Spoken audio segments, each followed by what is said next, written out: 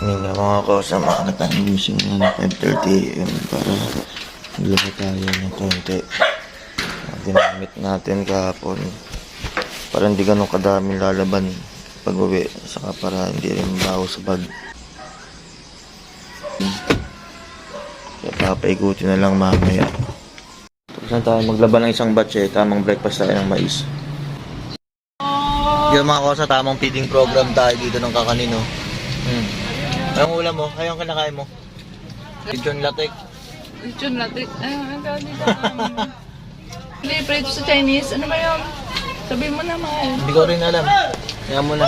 Tikoy! Tikoy! Tikoy. Kami oh, sarap. Kasaba. Kasaba. Mga boy kasaba kami dito Kasaba. Yung binibura rice wine siya, yung pinanggalingan ng rice wine. Masarap siya sa umaga. Parang fermented rice. Tapos yung basa niya, yun yung wine. Anong kinakanta mo? Ha? Ha? Kinakanta mo? Eat. Ikaw, anong kinakanta mo? Eat din.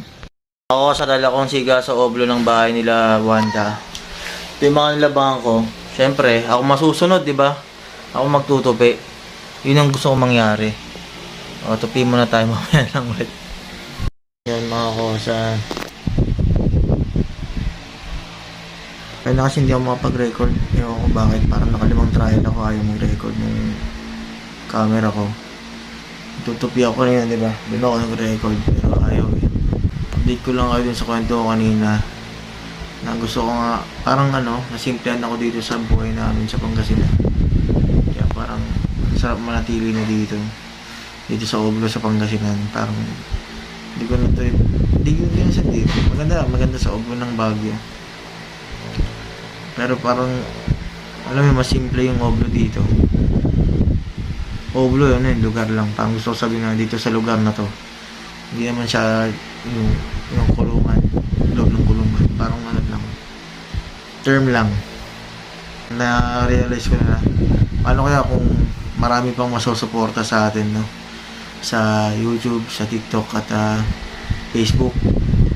Paano kung gano'n mga kosa sabi ko nga sa sarili ko, parang kung mangyari man yon, monthly na salary natin, tutulong tayo sa isa sa mga nangangailangan na kosa natin dyan.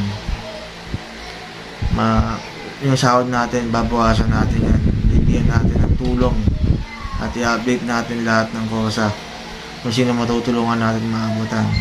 Pupuntahan natin yung lugar nila para lang yun, nandun tayo, magpagkaunggawa tayo, dahil tutulong kayo yung bread and butter namin. So dapat parang every month meron kayong nakukuha sa amin, kasi kayo yung dahilan bakit kami kumikita.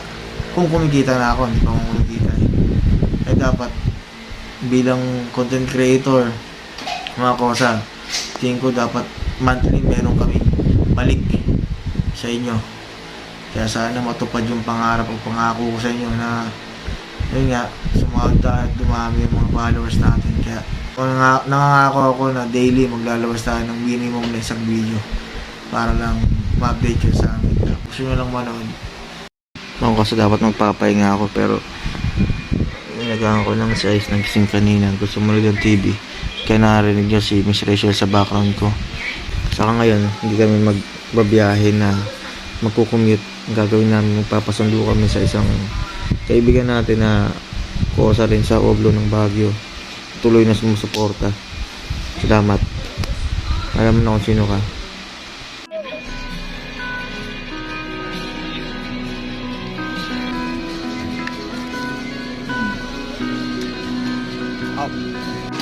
Bye bye. Places, empty houses, empty spaces. Home is just too far away, just too far away. If you ever feel like you don't belong. Finally home.